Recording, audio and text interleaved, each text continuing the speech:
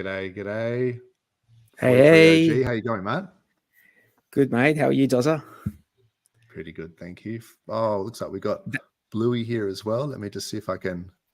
Hey, Bluey, how you going, mate? Excellent. How you going, boys? Really good, man. Awesome. That intro Yep. was fire, bro. I don't know what Oh, you messaged me yesterday. You're like, dude, I'm not sure about this intro. And I I'm just like, made dude, it I'm like sure it'll be fine. pretty I'm sure it'll be quickly. fine.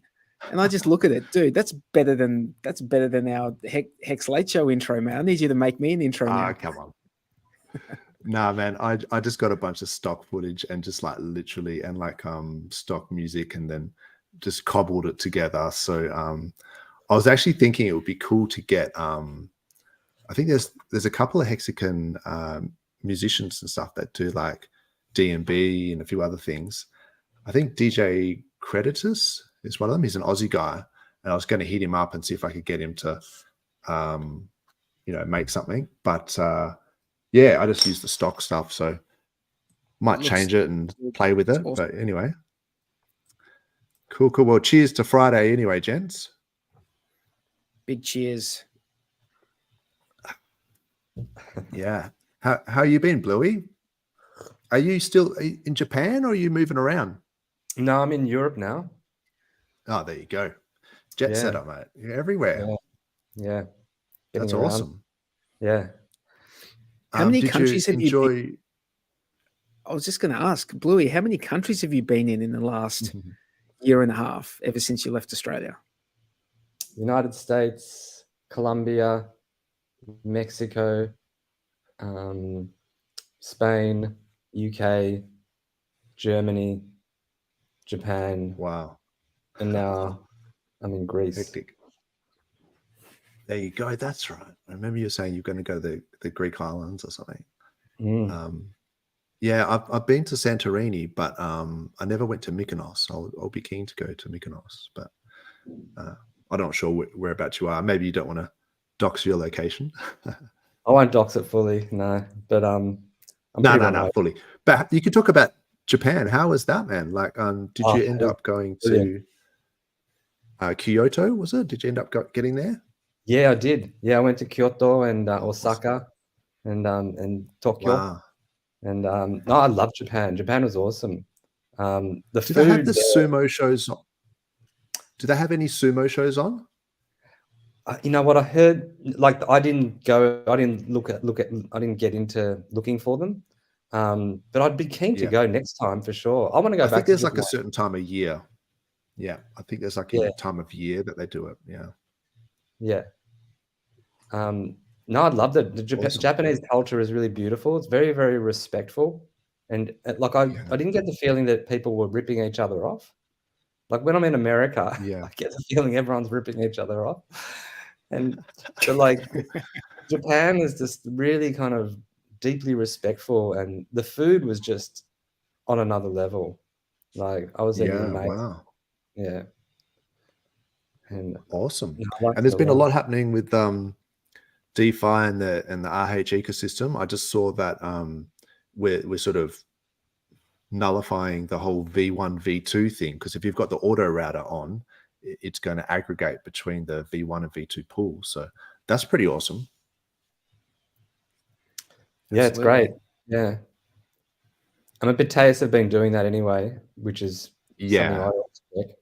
Yeah. And they do it across many different pools. So yeah, the Fux pools as well.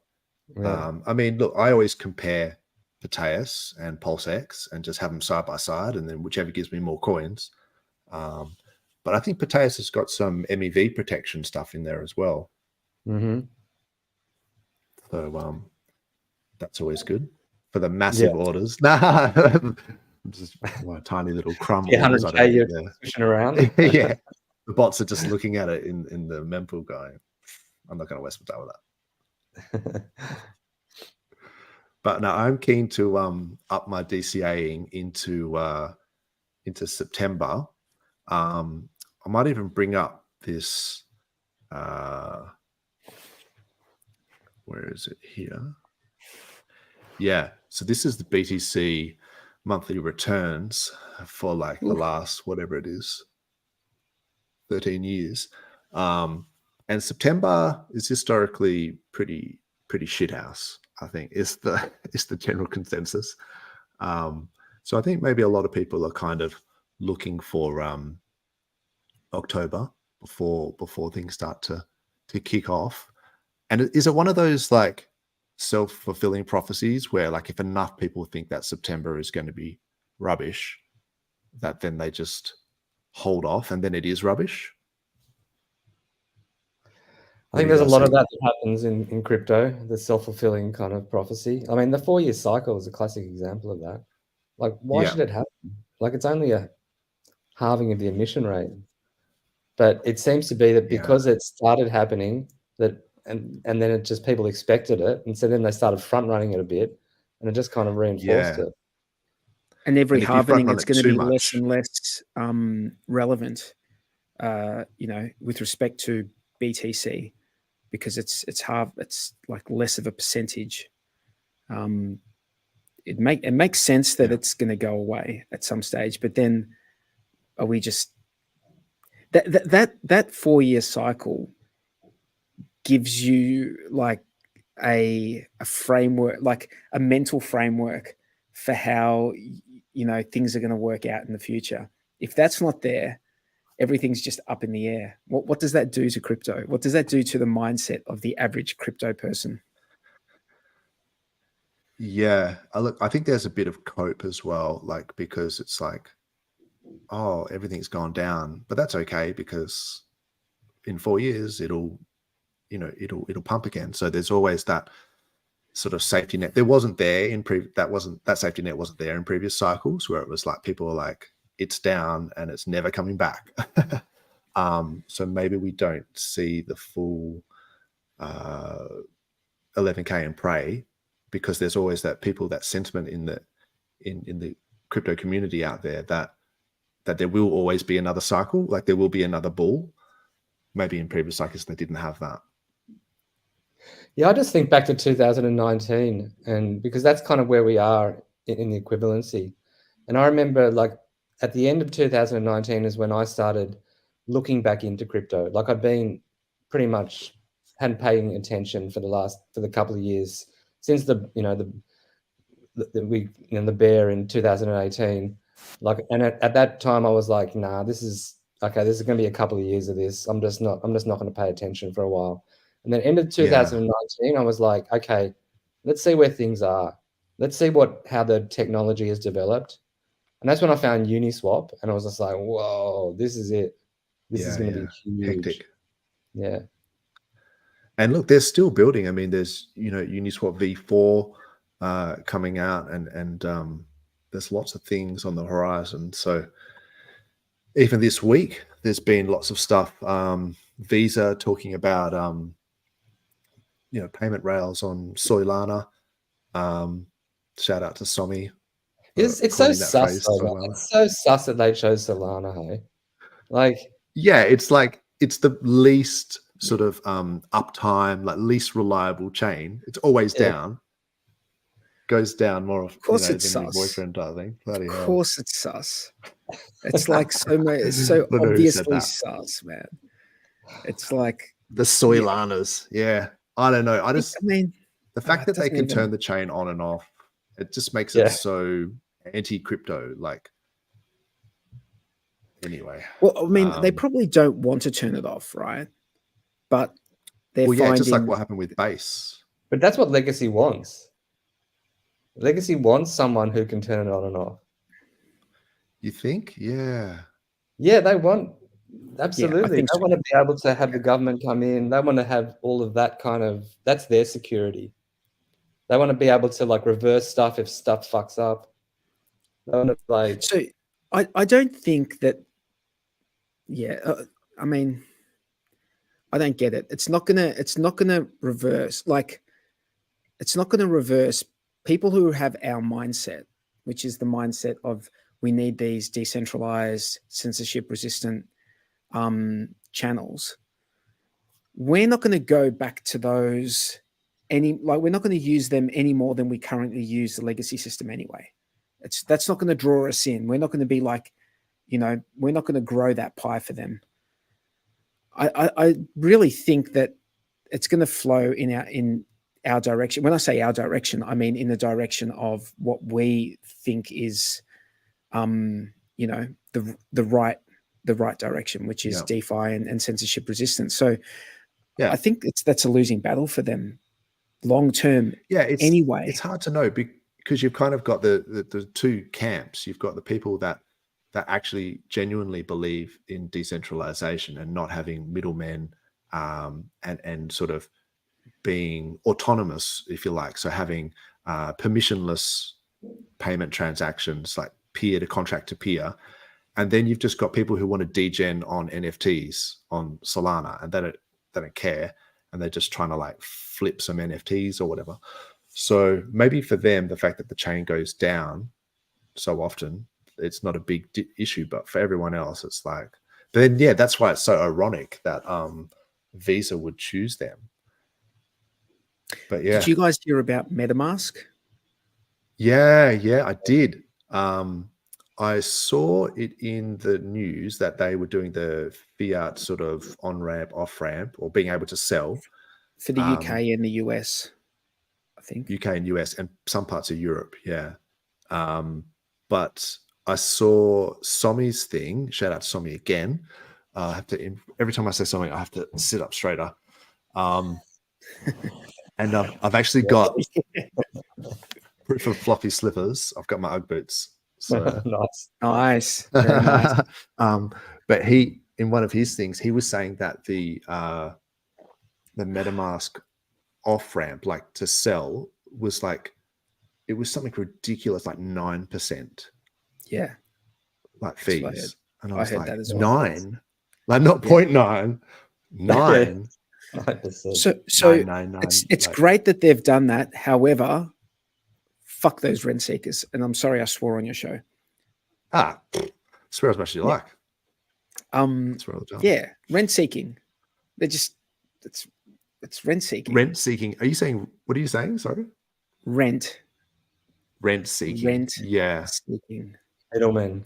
Yeah, it's just dirty pool, because like if you can go somewhere and you pay like a 0.3% fee or something, and then someone's like, oh, here's this service, and then but it's 9%, you know, it's like, dude, why are you doing that? You're just trying to fleece people like that don't know any better. Man, I went to a bank to take out some euros last night, and normally they offer you, they say, do you want to do the with conversion or without conversion? And normally I do without conversion, and I accidentally pressed with conversion. And so I had a look at how much they charged me. They charged me 9%. Oh, I was just like, yeah. What? I mean, that's the thing, even with the credit card payment rails and things like that. Like I think when I was trying to use OKX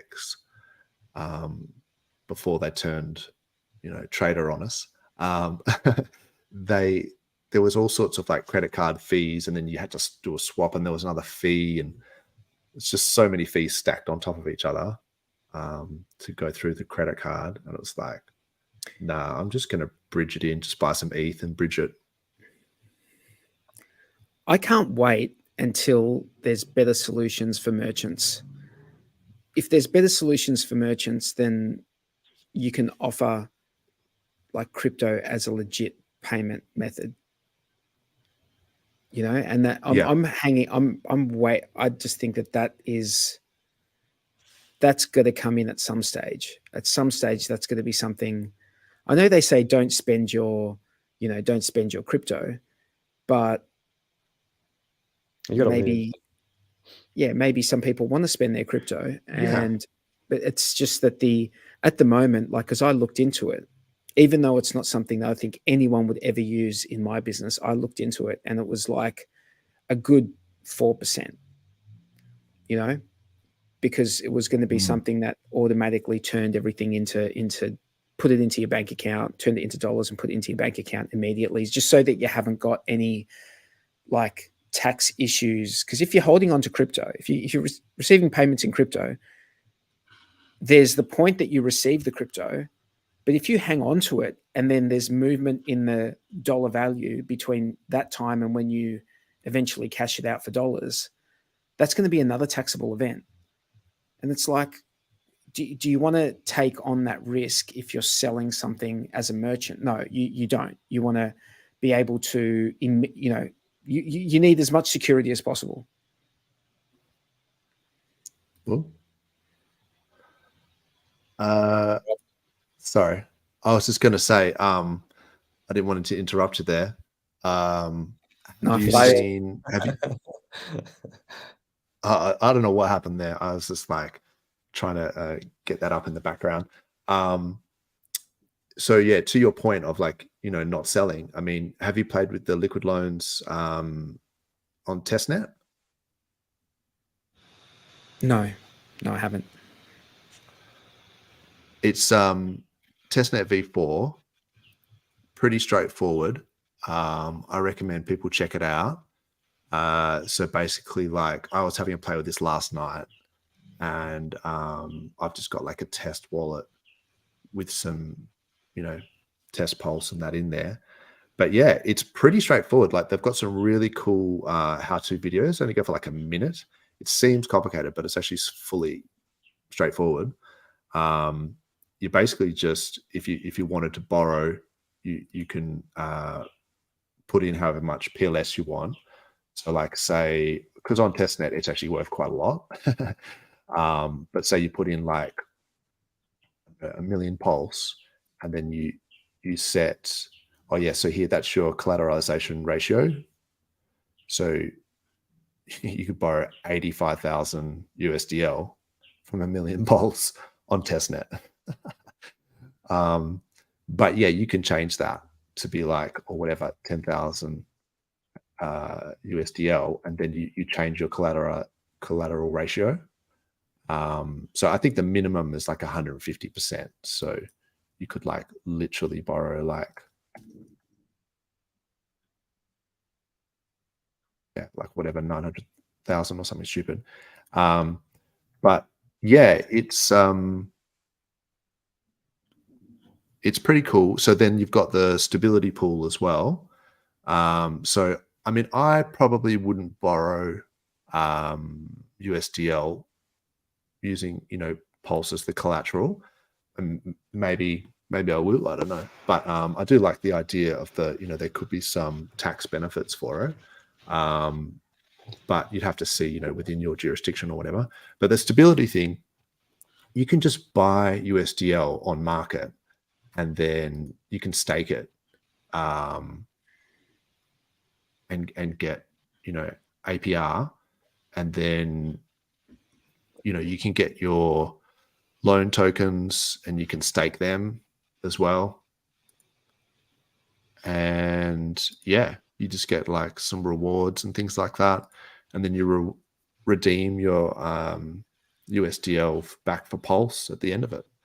And you can also liquidate people as well. So when people put their Pulse into vaults, I think to borrow the USDL, if their collateralization ratio goes below, I think it's 100%, then you can actually liquidate them, and then you get like whatever it is, 0.5% or some number. But yeah, so you can look at sort of vaults that are on the edge of being liquidated, and you can actually liquidate them. I suspect bots will do that though, right? Like, bots will just go through and just liquidate anyone that's below 100% because they're financially incentivized to do so. Yeah. I think bots will also arbitrage between USDL just to keep that pegged. Isn't that the whole how that works as well?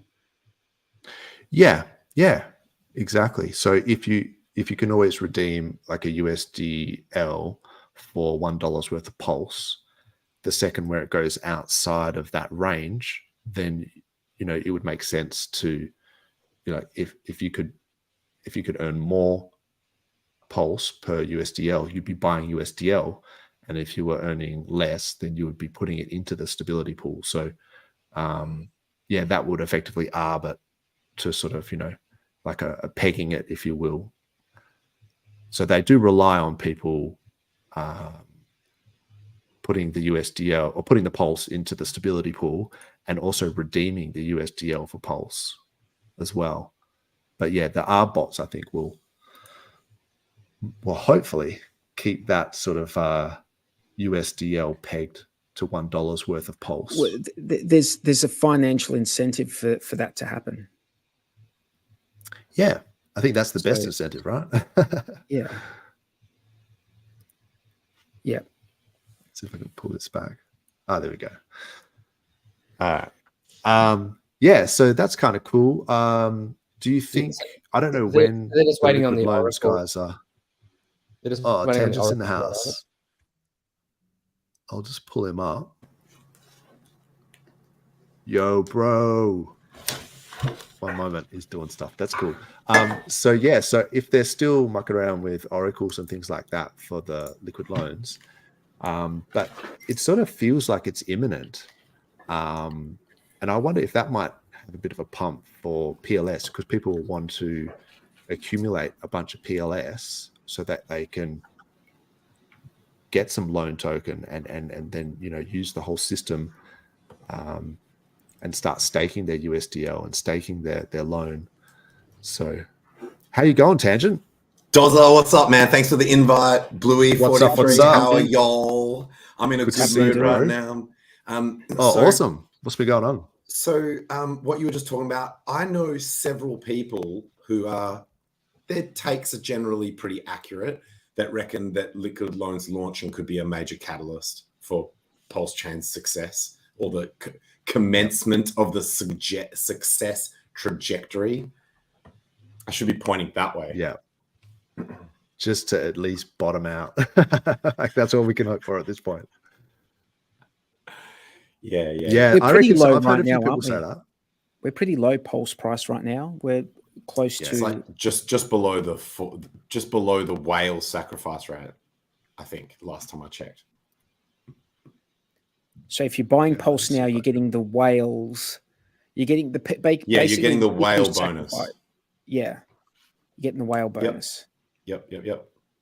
Yeah, I was actually going to stream. And then I saw that you guys were doing a stream. I thought I'd just crash your stream rather than doing my own stream. Cool, bro. Well, I was going to ask you. Oh, let me see if I can pull this up. I love that background, dude. Where'd that come from? Doz's one. Which one's this? Yeah, Doz's background. I just yoink all of my stuff off that Hex design. That Telegram Hex design. Yeah. Hex design. Yeah. Hex I love that. Okay. Dude, that's what I get. Thing. Every time I post on Twitter when it's got graphics in it, which is basically every post, I use that same Telegram. It's brilliant. It's brilliant. Because you just go awesome. Group info photos, and it's got literally every image that's ever been created by anyone in that group. Yeah, that Poseidon Hex guy design. and a few others. They do some really cool shit. I was going to ask your opinion, Tangent. Do you think that there is a bit of a fractal going on with BTC at the moment with this whole, you know how we had the double top, and you could sort of argue that it was a bit of a head and shoulders, and then the neckline of this head and shoulders is pretty much the peak of the head of this next little fractal that we've got going on here. Well, I effing hope not. It's not bullish. Yeah. I effing hope not. And the counter that I would give to that is, I'm told by TA experts that are smarter than me that you shouldn't draw head and shoulders prior to the actual second shoulder forming up, because that's the most important part. Gotcha. So I think that might be too early to be. You'd want to see it form up maybe 70% or more of that other right shoulder. So basically up and a little bit back before you'd even start entertaining to keep an eye out for that pattern. So too early. I think too early. Dozza, can I offer my uneducated? Can I offer my uneducated opinion on that chart? Of course. It looks very much dead cat bouncy to me. Just let's zoom out a bit. Looks dead cat bouncy to me, wow. bro. On a big time frame, yeah, maybe. Yeah. But what about look? But you're not thinking about, you're ignoring the halving though. Like no. What I'm doing is I'm not being emotional about just it. purely. So you're saying purely based on technicals, looking at the chart only, pretending it's a different asset, like pretending Just that you don't know what visual, asset it is. Yeah, I don't know anything about it. I'm just looking at it and I'm just saying, hey, Yeah, that could be. Yeah. That's an acceptable way of doing things sometimes. Sometimes it's a bit of a sanity check to say, I'm going to ignore I'm going to try my best to ignore what this asset is, whether I hold a bag, whether I'm bullish, whether there's fundamentals, news, what it is, and literally just purely look at the chart and say, if this was just a chart that someone showed me and said, what do you think of this chart? And if your answer is that looks like balls, then you've got a problem. You've got a problem. Yeah. So yeah, it's not a bad strategy. Yeah. And what that doesn't take into account though, what you mentioned is it doesn't take into account the halvening. It doesn't take into account macro EFT approvals. Specifically macro when it comes to the printing. If the US is going to print money, it doesn't take into account a lot of stuff. Did you hear there was some Tim Cook interview or something where he said he holds crypto? Did you guys hear about that? No. Who said Tim Cook? Apple. Yeah. So but yeah. I was going to say that there's two. I mean, there's things going on. So this is what like Tangent used to always say, where it's like when you're in a bear market when you're getting a lot of good news and the price is still getting hammered. But I would also say that agree with him as well that we have been in an uptrend since like the start of the year.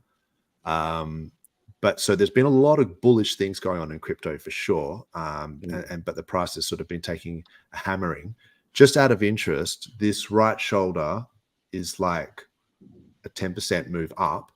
And then I think if you go, from that. What would the target be of that pattern? It's 20K. It's 20K. Okay. 20 grand. So it could just retest 20 grand. That wouldn't be bears that are talking 20 grand is not super unrealistic. I think the people who people who are calling for a new low are delusional, and people who are still think that that Richard's 11K and pray thing is going to happen is just even more crazy. Well, I was saying that so I reckon it might bounce off 20K again is possible. 20's possible. 20's possible. I'm obviously hoping that it doesn't go that low, but I think that's a realistic. I'm hoping I think that's a realistic worst case scenario. But the only lower reason than lower than 20 would be insanity. That's the previous cycle high. I think I agree, and I think the only reason why I'm even considering this bearish case is because if you look at the moving averages, like where we had the crossover between the 10 MA on the weekly above the 20, and we've been above it this whole time, and the price has been above everything. The weekly closed below the 20 MA, and that to me was just like that's like a bit of a uptrend over if you close below the 20 MA on the weekly. But it has done it before and then like faked out. So it's kind of really interesting to see, like, if it could just take off and then it's like nullified, and then this right shoulder thing is not going to happen. But if it just does the 10% up and then goes back down, then it's this candle here, the weekly close below the 20 MA, and retesting and flipping it into resistance as well. So it would be the retest of that MA as well. And notice when typically if it's a fake out, it's not usually multi-candle. So that other one that I see you talking about, it's like you'll get the close enough to fake people into going short, and then all those short sellers get wrecked on the next candle as it goes back straight up. But we've been under for a while now. Wick. Yeah, and then look at this wick though. It's like it tried to, and it just got sold down. What do you guys think was the catalyst? What do you guys think was the catalyst to bring us out of the last bear? like the 2019, 18, 19 bear? I think there was a Ponzi. Wasn't there a Ponzi? Like, wasn't it like one of the Ponzi's that like led the bull run? Really? Like one coin or whatever. One coin. By the way, Yeah, Ponzi schemes are great at starting bull markets. I'm not suggesting That was anyone before launches one. that was before the Everything's COVID a dip. Ponzi. That was before the one token thing was in between us going to 3K and then in BTC, and then we had the one token thing, and then later on we had the COVID dip, and then after that it was off to the races. I like Richard Hart's later. thing. So COVID dip was March, I think March 2020, and then from that point on, BTC just sort of went off.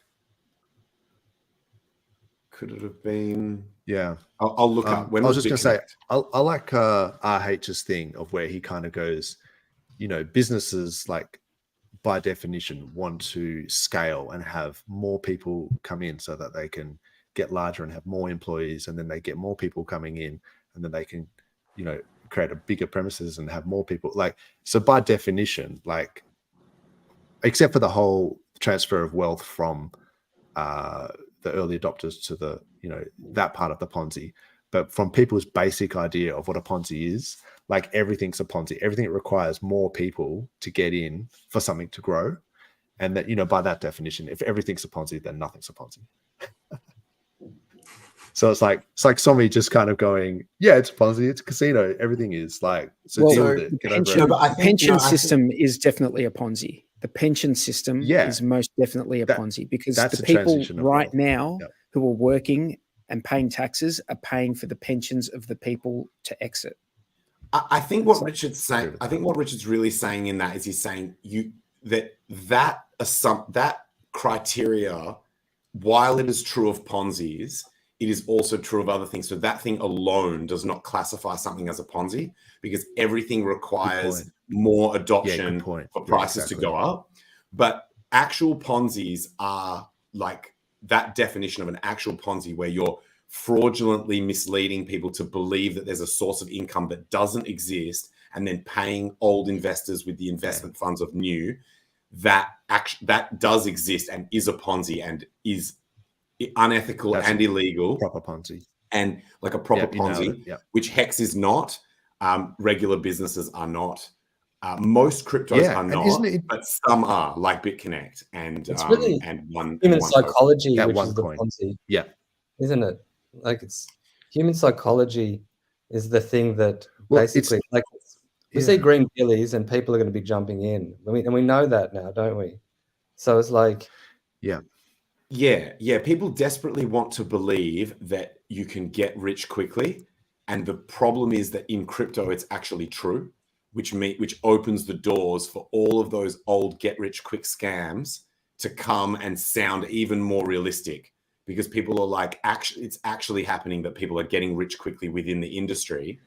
So you're mating up the desire, the desperation that people want to believe that they can get out of their situation with low effort and fast time frame, coupled up with real results that people really are experiencing, and from non-scams, right? Like, there are people, Dogecoin, Shiba, Bitcoiners would call them all scams, but they're not natively scams. Like, they're not fundamentally a scam.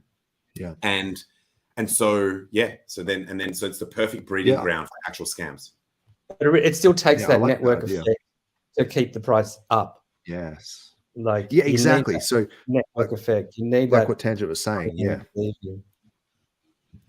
Yeah. So just because you need that network effect, you need that Metcalfe's law, you need that increase of users in the system, on the network, for it to scale. That's just one part of. So when people point to it and say Ponzi, it's like, well, you're not understanding the definition, right? This is how Tangent said of what a true Ponzi is. That is really interesting. And I liked how because BitConnect got blown up in terms of found out that it was a scam in 2018, so it could have actually been part of that, running that cycle up, the 2017 bull. Yeah, I and it's think- hard I to know think- exactly. Because correlation is not causation as well. So there could have been something else like the the US presidential election or something that's actually they're printing money trying to, so then that's actually what's causing it. And then we think, oh, it's because of this, but just could it be a correlation, but not actually the cause of it. It's also I like liked how that sorry, go ahead. Well, it's also like how wrecked people got and how long it takes them to be reinflated with hopium after getting wrecked. Yeah. Like do they, I mean, people probably sort of walk away in disgust, but how long does that last before they're kind of Bluey's like... comment. Yeah, Bluey's comment is something I was just thinking to myself, the difference between, so when people come in and they're involved in a Ponzi, they don't get chopped up by the volatility and stuff, because these things, they are fake. So they're guaranteed returns. So they feel like they're winning the entire duration, getting their family and friends in, telling everyone about crypto. So in terms of crypto evangelism, it goes off the chain, right? Everyone's winning, everyone's making money, telling their friends and family, getting them into crypto. So it is actually a great, whereas normally people would come into crypto, get chopped up by fees, liquidated on leverage trades, volatility out the ass, just leave their heads spinning and then go and tell their friends, that was the most stressful, horrific thing ever. I lost money. I'm out. So yeah, sadly, I think Ponzi's are actually great for sustained crypto adoption. Yeah, and the sad thing is that most crypto out there is actually pretty terrible and probably can get you wrecked. So that's like 99%, unfortunately. I was going to say two things. So I like how that Lamont guy, we're talking about the hexonomics, he's like slowly, like you can see his bloody cogs just turning, where he's like, oh, he's so just coming out with all the stuff that we all like. Yeah, we sort of talked about it for ages.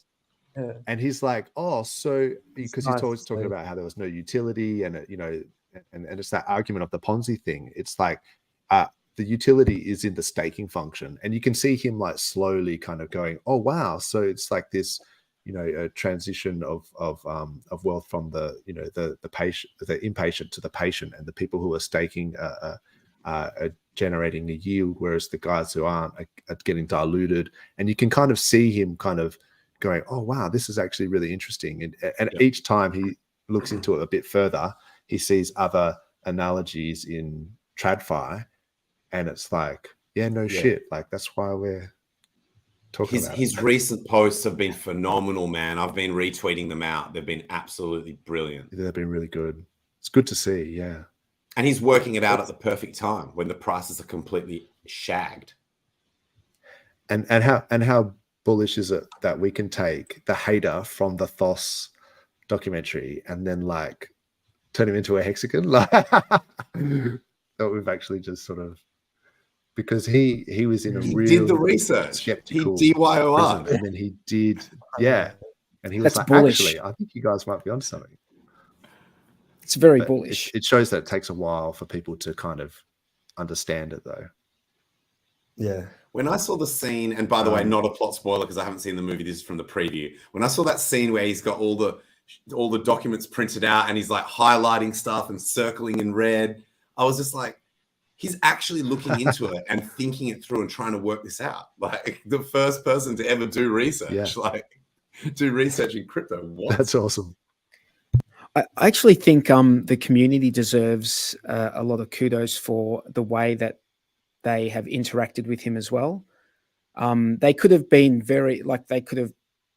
been quite aggressive towards him, but instead they engaged with him, and we have engaged with him and have had a discussion with him, and I think that's helped him like see what we see.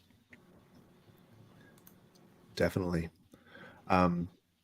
And like there is a lot going on at the moment. I was going to say when Tangent was talking about that, how there's all these Ponzi's out there and all this sort of stuff. Did you see there's that Killer Whales show that's going to come out with like a whole bunch, like a panel of like, furus basically, and it's got like Rand from Banter and Wendy and a whole bunch of other people, and they're like going to be pitched all these crypto ideas, and then they're going to do like a Shark Tank, and say Crypto whether Shark Tank. Yeah, I'll pull it up. It's pretty funny. But the funny thing I was thinking is, can I be one of the judges? You fully should be, man. That would be sick. I'll go savage. I'll absolutely. But don't you reckon it'd be like 99% of them would be like pass? Like the whole show would be boring because they're just literally passing on everything. No, that's the best part when they get shut down. You get to see the look on their face. You're like, wait, so you're just doing a fucking safe moon fork? Get the fuck out of here! Like, I get the fuck out. You know what I mean? Like you would just slay people. We need to be great. They're just YouTube influencers. I want to see more flex. I want to see more fucking Lambo. Like, you know, when I watch the Shark Tank, you know those guys are successful. These people, we don't know realistically. What are their credentials? Why are they? I want to see Lambo. I want to see like Richard Hart level. Richard Hart would be an amazing. You don't even need Look a panel. At these douchebags. That guy there. I don't know any of these clowns. Look at this guy. They got Mario from the Spaces. Wasn't he like provably? I recognize like, Rand. People. Yeah, he bots his Spaces. It's got Altcoin Daily there in the middle. I don't know half of these people. Altcoin, the twins. You got Wendy. Wait, do you mean the Winklevi twins? No, the Altcoin Daily twins. Is the Coinbrio guy? These are nobodies. These are nobodies. No, seriously. No, it's not. You can't say that. Rand. You can't say that. These are the Rand. people who have These are the people who have the biggest followings on YouTube. That's probably how they chose them. Don't know half of them. Should I play the thing? I guess I stopped watching like Furu garbage. This is some. I've always liked Rand. He's a cheeky fuck. He's such a cheeky fuck. I like Rand. Don't you think this is like delusions? This is delusional. Delusions of grandeur. These guys. Yes. Show me some fucking wealth. Show me you deserve to be on that panel. Got no socks. Guys. Now you've made it when you don't have to wear socks. Yo, we apply. Moccasins with no socks. We apply to go onto this show with some pitch that we lie about, that we just say, oh, this is our pitch. But then when we go on there, we just slide that to the side and just call them out on all of their shit and just be like, yo, I want to see you go on there and shield the Tang Gang. Just fucking shut, like, just absolutely. Bro, I love that idea. I love that idea, but that shit will never hit the air. It's already been shot. It'll never air. Yeah, would it air? Because they want that like if they want ratings, that drama level, like that, they maybe would put it on. I mean, you're right. They'd be throwing posts under the bus, right? Like the producers would be like, and they'd make us look retarded. They'd make us look so fucking stupid, just with edits and stuff. I want to see either Tangent shilling Tangang on that show, or I want to see you as a judge. I want to see you as a judge. I'm going to go on there. I've got a multi-billion-dollar marketing idea. It's called the Tang Gang. Oranges. Let me tell you a story about oranges. Did you see this clock that they sent me? Oh, that's awesome. I'll see if I can. That's cool. Quickly. So it's it's the happy hour. You need to have That's I was awesome. going to say, have a old fashioned happy hour. This clock will let you know what time it is. And so, what time is it? Yeah, but basically, that's a Tang Gang clock. It's like, so it's the hex logo or the hexagon with an orange in the middle of it. That's awesome. That's so funny, bro. You're gonna have to have old fashions because haven't they got orange rind in the old fashions? Pretty sure. Well, Ty sent me a recipe for coffee that's got like orange and cinnamon in it. And it's like super delicious. Nice. Yeah. No. I pretty much exclusively have old fashions when I go out because nice. It's like I knew that was your drink. Like cocktail. I knew that. Yeah, at that Hex meetup, I must have had a fucking dozen of them. That was so funny. By the way, I promised DGen Waffles that I would, because I missed his live stream with Corey a few hours ago, like maybe 7 hours ago, I think roughly. Yep. DJ Waffles and Cookies were meant to go on to Corey's stream, talk about Tang Gang, and Cookies didn't make it, and so Too Spooky, the founder Oh, of yeah. HO, took Cookies' place last minute just to cover the spot, even though DJ Waffles would have done an amazing job anyway. And I actually slept through and woke up like an hour after the stream, even though I wanted to be there live just to show support and stuff. And so he said, I will forgive you if you give me a summary of like what was said in the stream to prove that you watched it. And I said, bro, I will do better than that. And that's what I'm doing right now, is shouting that out, telling everyone, go check that stream out. I've watched it. It's great. You know, they talk about. I like Too Spooky. He's a cool guy. He does a bunch of BJJ and I guess maybe it's just jiu-jitsu, but I think it's BJJ because I've seen him do a few moves and like, you know, throws and things like that. On, yeah. And you're into that Twitter. stuff, aren't you, in a big way? Yeah. So I was like watching him, and he's actually really good. He's I think he must be like a black belt or something in BJJ. He's like elite. So Tangent, respect. when you said that, it just made me think. So you go into YouTube, you highlight the transcript, you throw it into Chat Summarize. and then in less than 5 minutes, you've done. Can you imagine if they said summarize this? You go do that, throw it in Chat GPT, send it to them. Here's the summary, and just say, I just watched it on 2x, or I just watched it really fast. But you know what the funny thing is, though? In that situation, they're kind of getting what they want anyway, because it's giving a summary for everyone else that's being put into the chat. So I'm still doing the work, even though you're cheating and not doing strictly what they asked, they're still getting the result that they want. Where they want. How do you get the transcript? You're still digesting the information and then replaying it to everyone. In YouTube, there's an option to like one of the maybe 3 dots or something. Let me see if I can see here where it is. Yeah. It's definitely doable. It's definitely doable. It's put out into text. But bro, you underneath tell my on AI, the desktop, my AI has got internet accessibility, so I could just put the YouTube link in, and it will go and work it out. So I don't even need to give it. I don't need to go and get the text of the transcript and put it into the AI. I just give it the YouTube link and be like, "Tell me what this video is about." I can do it right now while we're here. I'm just wondering if I was just looking in the comments. That actually worked, because when you see the closed captioning, often the words are incorrect from what the person is saying, and as a human, you can kind AI of work it out and guess. AI works. Yeah, that's awesome. Yeah, that's what I need. I need to. AI is flawless on typos and all of that stuff. Absolutely. Right. Dozer, just on the BJJ, yeah, man. I'm hitting the mat. I should be hitting the mat in the next couple of weeks. Nice. I just need a Good couple of weeks to get a few things right with the body. Yeah, man. I went back in and spoke to Awesome. the crew. Some of those people I haven't rolled with them in years, so it'll be good to go back. Yeah, it'll be good to go back because a couple of them are like black belts. But we started out together back in the day, but they've been doing it the whole time. They've been doing it for 17 years, like, you know. Whoa. Because that's when I started back then. That's when I started. But you'll be able to get back to that level, I reckon, because especially when you've got a rapport with the guys, and that when you roll with them, they know, you know, to take it easy, and especially if there's like no ego. I think. Well, when I rolled with one of the guys who's a black belt. I rolled with him about 4 years ago. He was already a black belt. Oh, maybe he was a brown belt back then.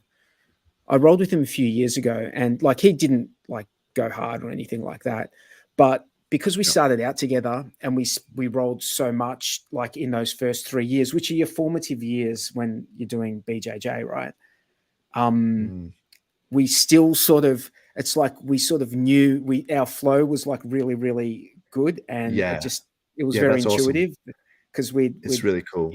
We started out like rolling, so we know where we're going to go with it. But that was good. I'm looking forward to getting back. I'm lucky in that regard. I've got a couple of guys who I train with. I've actually got like bruises and shit all over me from this week. Last week I had the bruised lip. Yeah, and it's come good now. But it was funny because I was rolling with just sparring and stuff, but it turned into, takedowns and on the ground. And, we take up a lot of space because we're sort of going at it. It's, full contact, mouth guard, everything. But because I've got a good rapport with the guy, like if he got to me in like a heel hook or something like that, I was just like laughing my ass off going, yeah, you got that. Like, don't rip my, don't twist my knee or like rip it off sort of thing. And, but then at the end, one of the kids comes up to me and he goes, just out of the blue, just goes, "You guys are scary." That's all he said. I just walked up to him. "You guys are scary." And I was like, cool. By the way, guys, this AI said that because the subtitles are turned off on that video, it can't access the thing that 43 was talking about. So it says, unfortunately, because the subtitles are disabled, can't directly extract and summarize the video content, but then it goes and summarizes what Corey's written in the description and gave a summary of that. So it's like the video says it's about this. But if the subtitles had been turned on, then this thing could have just gone, read it, and summarized it. You ask ChatGPT to use a third-party application to extract the audio and turn it into text and then summarize it. There are AI stuff that can do that, but I don't know how. Like, do you have to pay for those services and things? I mean, Google does it for free, doesn't it? Google's like, if you turn on Google, it will just text to speech, speech to text. It just does. Every phone does it, like automatically. You go like every keyboard on every phone will have a little microphone that you can talk into it, and it'll just turn it into text. So you'd think that is pretty. That will be pretty open. Yep. Sorry, something different that I don't want to AI talk your about. life. No, sorry. And you got plans for tonight, have you? Is it the Friday night? It's giving. I can't actually talk about what I'm doing this weekend. No, that's cool. But yes, like short answer in general, yes. Awesome. So at the moment, it's actually just giving me options. It's saying, yeah, these tools would allow you to do it, and then you just have to say, like, go and do it. It's pretty cool. Yeah, my validator died this week. My validator died a horrible death. Ooh. On it. Oh, yeah, I remember you saying about that. I have to send it back. In Japan, is this from David Feeder or? No. Sorry, the motherboard isn't.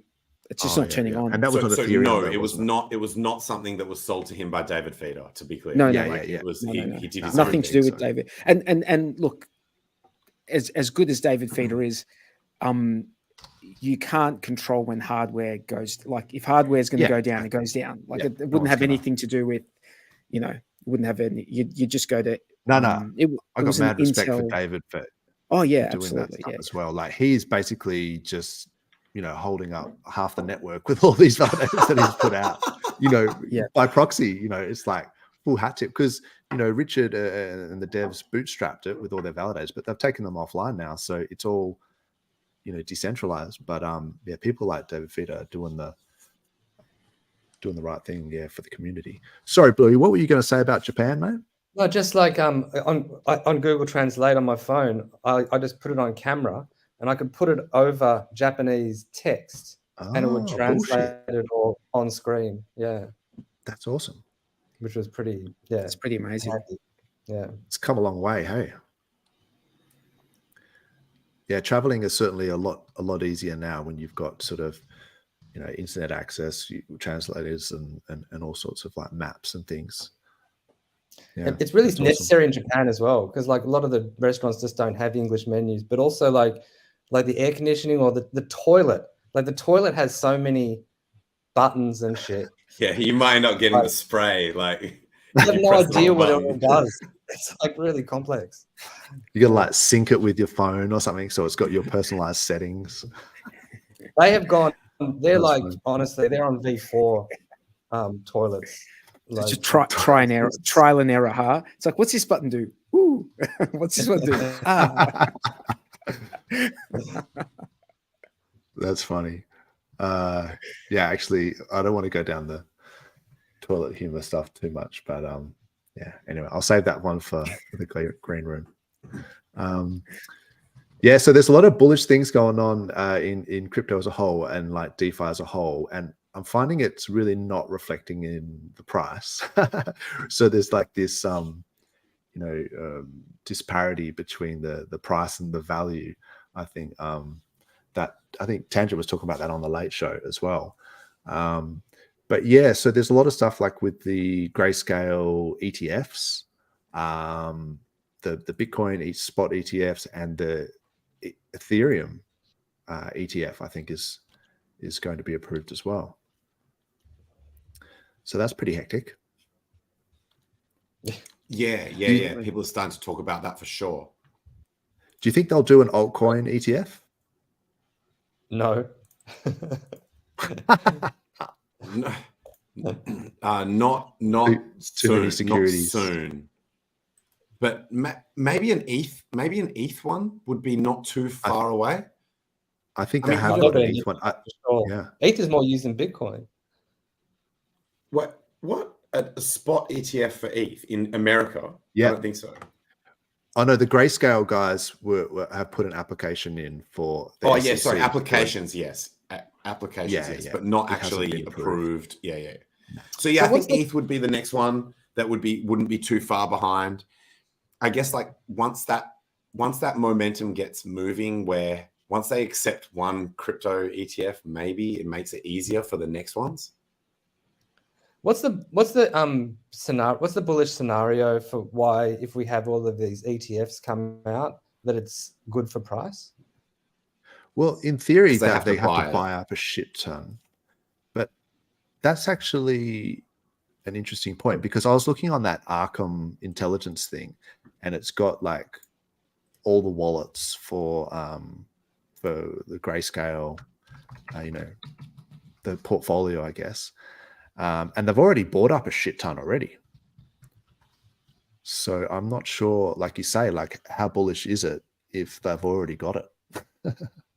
It's not like they actually any additional investors retail. in, they have to buy it. Like, so every dollar that's invested into the fund from new capital, like new investors who want to be a part of it, they have to buy spot. Yeah, so it's just another way for retail to come in, basically.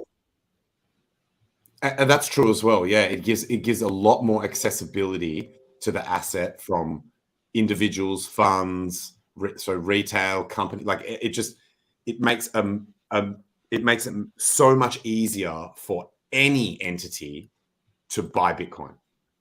That's a good point. At scale, I think is what you're saying. Any amount, I guess. Like, yeah, it's like a much. It looks like they've got 16 billion worth of BTC and basically 5 billion worth of ETH already. Wow. Yeah, because they've been running that investment fund trust without it being an ETF. Yeah, true. So so they're trying to turn it into an ETF. Maybe whereas some of these other ones are trying to. The other ones, The other ones are not like pre-holding Bitcoin. All the other ones, if they get approval, it'll be fresh buys for anyone that's being involved in that. And what's the big difference between a Grayscale trust and an ETF? Like, what's the point of difference? That you can so sell that you people in the stock market ETF can sell it whenever you like. I think with Grayscale, you have to hold it for a period of time after you buy forever. A year. You have to hold it for a year. No, they hold it forever, but you have to. I believe they hold it forever, but you have to wait a period. Oh, of time yeah. Sorry. Before you can trade sell the shares or whatever. Maybe 6 months or something. Is it 6 months you have to hold it for, or something like But that's that. only when you're initially getting in, yeah? Like, not every time or is that every time you buy it, you have to hold it for a minimum of 6 months? I think if you're so. trading on the secondary market, there is no requirement for holding because you're just trading it like a stock. But I think if you're going to be one of the investors, to redeem it. To redeem it, you have to wait at least 6 months. Redemption. Whatever. No redemption. There's no redemption. It's a one-way. It's a one-way street. So there's not much difference really between the Grayscale. No, it's a huge difference. It's a huge difference. But if it's just being traded like an ETF, honestly, what's the... Following a 6-month holding period, shares are eligible to become unrestricted and resold in the public market. Grayscale. That's from grayscale.com. The shares. Oh, okay. So you can't just... Shares, yeah. You can't just get buy them and sell it 3 months later. Or if you sell it, you have to, and then you want to buy back in, you still have to go to wait another 6 months. Yeah, I think so. I think every time you buy, you have to wait 6 months. Every time you buy for investment, that's just like, yeah, exactly. Might actually be a good idea at this time in the cycle, because maybe it flips into being positive, because at the moment it's discount, right? I just didn't see how it would be attractive. Well, yeah, it was like it was minus 50% at some point. Yeah, so if you buy it at a discount now, so you're essentially buying BTC at a discount, and then you were to sell it 6 months later, but that's flipped into being there being a premium, then you're making like way more than just like an increase in if there's an increase in the BTC price. Sort of like the whole like perpetual game that some people play where they might buy something at the discount and then later on there's a premium and they'll sell it. Yeah. Speaking of the premium, one of the reasons why you have the swings in premium and discount on Grayscale is because of that problem with lack of redemption. So a true spot ETF will track closer to the actual Bitcoin price. Yep. It will be more trusted because it's like got approval from the SEC, so people feel more comfortable investing into it. Yeah. It's it's more accessible. It's definitely better. Like as in, so it's similar. It's similar, but it will be better once there's actually a true spot ETF. So what's the argument for the Grayscale people then? The argument for them is they're never going to sell it. That's their argument. Their argument is if you buy through us, why they should get the first approval is because they've been around the longest and they've proven themselves and they've been doing it. So it's like their experience in the game running that specific. That's different to what. That's sort of slightly different to what I'm suggesting. I'm saying the argument for why someone might go through Grayscale. I mean, obviously, I'm not making this argument. They want a spot ETF. Your own. They're not trying to compete against spot ETFs. They want it to be a spot ETF. They want to be the first. So they're not competing. They want to be one. I'm not. So they're not trying to mount an argument of like, oh, hey, here are the advantages of you using our product. They want their product to be that product. So they're not trying to mount that argument. They're not trying to be like, oh, here are the advantages of doing it this way. But their product currently it's like they don't sell BTC. They can't. But they never do. Yeah, they're not allowed to. They can't. So they buy it, and even if you after 6 months sell it and you get your money, you can't sell it either. No one can sell it. You can sell the shares. You can sell GBTC. Yeah, but that's all you get. You only get the shares. You don't actually get the BTC. Yeah, true. Yes. Yes. What I guess what I'm saying is what's bullish about the way they do it is that they don't actually sell the BTC. So going through them is actually better for Bitcoin price holistically, than if you're thinking from a holistic perspective, than a spot ETF where they're buying and selling at the spot rate. I think that might be a little bit of a simplified view because the problem with that is there are less people. Theoretically, there are less people willing to participate in this thing if they know they can't. So on a very simplified view, oh, it's locked up, it can't be sold, so it's not selling pressure. That's a good thing. But in terms of getting everyone to actually participate and buy the shit in the first place, there's a lot of people that are like, I'm not touching that shit because I can't get my money out. Like, I can't. And when people see those swings in premium and discount, particularly when the discount is getting larger and larger and larger, people are like, well, I'm not buying that because this discount could go even deeper. So you're exposed to the volatility risk, you're like exposed to the depreciation of the asset potentially, and the potential of a broadening discount as well. So I guess it comes down to where you think, if you think BTC is a long-term hold, if you're long BTC, look, either way, I don't suggest anyone buys ETFs, anyone buys Grayscale. I think you should just buy BTC on the market and hold it yourself. Like, this is sort of I don't even know why I'm spending 5 minutes discussing this shit. Don't do any of that shit. Just fucking buy BTC. They're just metrics, I think. They're just metrics of bullish things that are happening in the space. And I think that's why people are interested, because they're like, hang on, you know, Larry Fink, whoever is from BlackRock, is bullish on Bitcoin and the Grayscale and the Ethereum ETFs coming up, and so Visa doing that Solana thing, payment rail, and then MetaMask doing their 9% scam fiat off ramp thing. So it's like there's lots of people doing shit, even though the price is sort of getting hammered. It's just something that we can use to cope. Yeah, and maybe for some people that don't want to have to worry about the way that it's stored and the potential for F-ups, these guys are going to have like commercial grade, like they will have experts running the storage scheme. Or some people, noobs and normies and stuff can just sort of like have the peace of mind of Bitcoin exposure to the asset's potential appreciation with none of the technical headache, risks of stuffing it up, human error, being like, oh, I heard that this one guy had some Bitcoin and then like totally lost everything, like lost their entire stack because they clicked a bad link or forgot to wrote the seed phrase down incorrectly and stuff like that. So I think this for a lot of people, it takes away all the technical barriers, it takes away all the fear. People can get exposure to this asset class without any of that shit. So while I agree with you, 43, that for me and for anyone who I believe is technically savvy enough to navigate it or has already been doing so, then no way. But for everyone else, like if I had like an older person that I know asking me about it, I would maybe be like, look, this might be a good option for you to not have to. Yeah.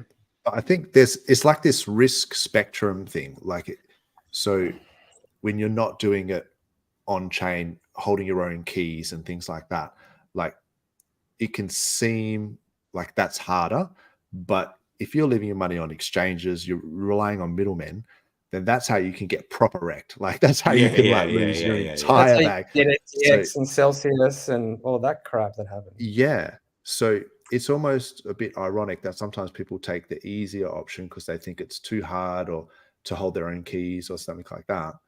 But really, self-custody is the safer way to do it. You just have to be educated. Do you know what maybe a good hybrid would be for people that are in that situation? You go and buy the majority of your stack with something like that where you feel comfortable. However, you start your journey of self-custody with a small amount. And then in like a couple of years, you are building that confidence in yourself where you're like, well, I've been using this hardware wallet to mess around with DeFi and stuff for 2 years now, and nothing's gone wrong. Or maybe it has. And you're like, oh, lucky I only lost 5% of my stack. Yeah. And then, but at least you're starting to you're starting to learn and get comfortable with that tech. One of those guys from BitBoy Crypto, like one of the guys who is in their team and presents and everything like that. Recently Class mentioned that to me, lost a whole lot on MetaMask through a MetaMask. Boating accident. Whenever I hear someone in crypto saying that they lost their stack, my first thought is boating accident. Or just trying to stay relevant. I'm maybe so because... sus on that whole. Sorry, Dozza, what'd you say? Just that maybe he's just trying to stay relevant, because it's like BitBoy is like, left and that AJ guy has retained the BitBoy name, but he's not BitBoy. And it's like, oh, and then people I'm are like, sus on that whole deal, going to dude. zero, bro. That whole thing that's gone down. I'm sus on the whole thing. Zero, dude. I'm skeptical on all that shit. I just think that I don't know. I don't. It's 2 days of our lives for me. I just don't care. Like, I'm just other channels have tried to do it in a non-hostile way, where the main person has obviously wanted a break, or they've wanted to step away from that relentless having to stream all the time, and so they start to get someone to like replace them on every second stream or entirety. The audience loses their shit. The audience loses their shit whenever you try and do that. People watch a channel, person that is that channel. That's why they watch the shit. You cannot replace that person with someone else and expect that channel to successfully continue. We've got a great experiment now with that because Ben Armstrong has started up his own channel. So you'll be able to directly see the views of his versus BitBoy Crypto and what happens to where people go to watch. Yeah, his channel's going to explode. There's going to go to zero. That's what I like. Look, I like what Ben did for, standing up with, RH, standing up for RH a couple of times. And he mentioned Hex a few times, and they had, Richard on that around the blockchain thing. And obviously, like, he was against SBF and the whole, Luna, the Machinsky guy. And so I have a little bit like a modicum of respect for Venn for doing all that stuff. But, at the end of the day, these guys do just lead the lambs to the slaughter and just dump all these coins on their heads, of their followers' heads. Maybe not as bad as some of the others, but I think that is fairly despicable. That's what makes that. That's what makes that show so ridiculous as well. That show where all those guys get to decide what's good and what's bad. Yeah, that's why I want to go on there and shut them down. Yeah, bro, I'm so keen for you to get on that show. I want to start a petition. Let's do it. See if we can get 100,000 fucking likes on just Get Tangent on Killer Whales. You just roll in and just be like, someone in the crypto space that we know must be the people that are involved in it somehow. We just need to get on there and just shut them down. Well, they need to spice it up a bit. They need to give it a blast with the spice weasel, because at the moment it's a bit dry. So I think you're the perfect person to do it, Tangent. I mean, I would have to learn about 80% of the people on the show before I can actually slay them, because most of them are just nobodies to me. No, you should be a judge, man. You don't have to go in there and chill to them. I want you to be a judge and get on there. Bro, and just okay. Got it. This probably sounds like complete fantasy, but how about this? In one of the episodes, we staged the takedown. So I go on as a fake contestant and fucking fuck them up.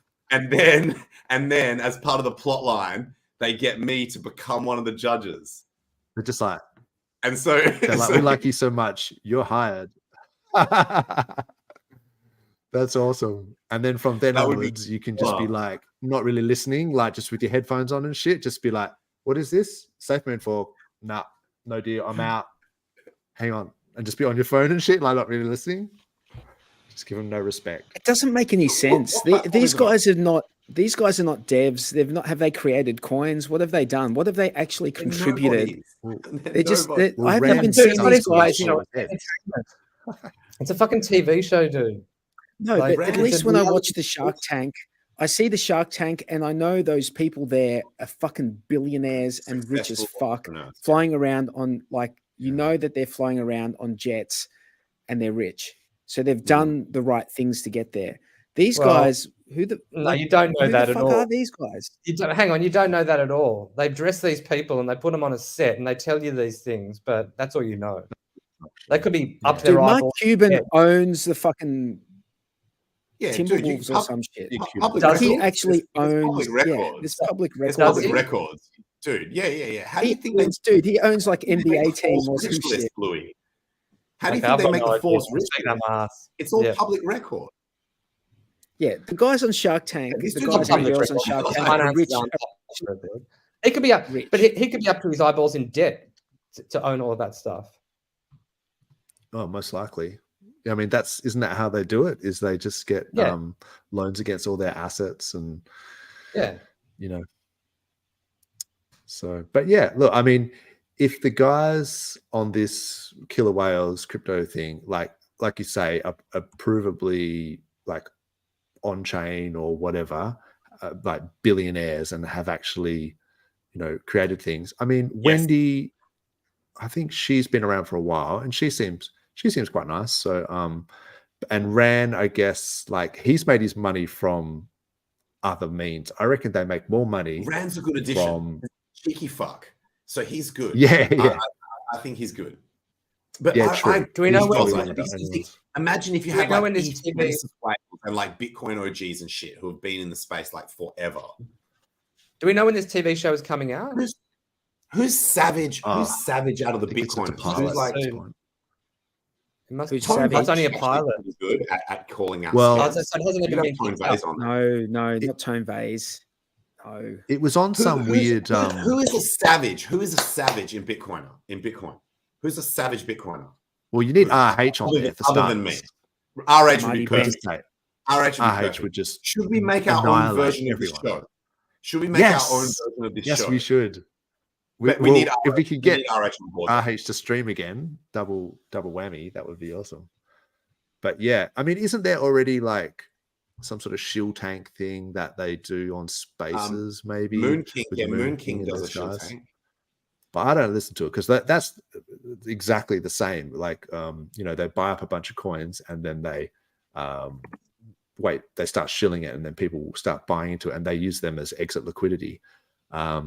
Like I even saw, we're talking about that Solana sort of Visa partnership. And that came out like a few days ago, right? And then I saw the Altcoin Daily guys did a big post about it, and they're like, breaking news, Visa's partnered with Solana. And I'm thinking, you motherfuckers, like you pretty much just bought up a bunch of Sol and you're shilling it so you can dump onto your followers. That's exactly what you're doing. Anyway, it just shits me. I've said this before, so I've just looked up an article that says it's set to launch in June, and that was an article from May this year. So, I saw it was on some weird like Hello TV thing, and I'm like, what is that shit? Like, it's not even Hello One TV. Yeah. I was like, we just stream it from YouTube. But crypto pictures. But yeah, I seriously reckon you could do a better one. We'll get Tangent on there, get Cookies on there, get who else wants to be like savage. You know who else is on it? Cookies would be savage. Wait, let me pitch this idea to the Tang Gang. Let me pitch it. They're already a multi-billion-dollar marketing company, right? Like blockchain. Johnny Chaos would be savage. Johnny Chaos is pretty good. He can shred some people. Chaos could be. What about Gary? He typically only shreds people if they are not into hex. Like, as in, yeah, true. Right? That would just be he's got a very narrow band of shredding. Like, but he can. Anyone who's not.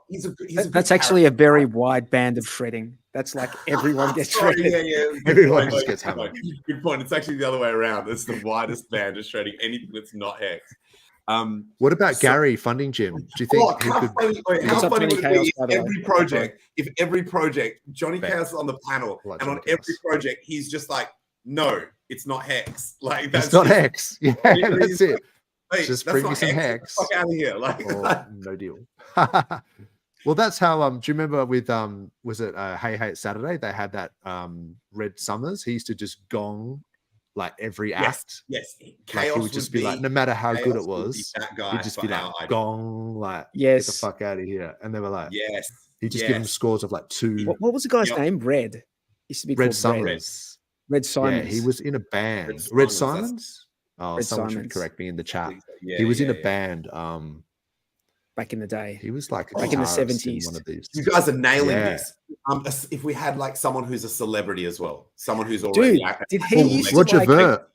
A Hang legacy on. world. was No, no, just no, no, no, no. A legacy Did Red world Simons celebrity. used to go bang and then go with the gong? He used to go around it like this as it vibrated. I Were remember they that. doing something similar my to this youth. where that was it like a talent thing? Yeah. He was on Hey Hey or Saturday. Hey Hey at Saturday. So he would wait, just he would give everyone like a 2 or like a 3. Like he would just, no matter how good they were, he'd just be like, "This is shit."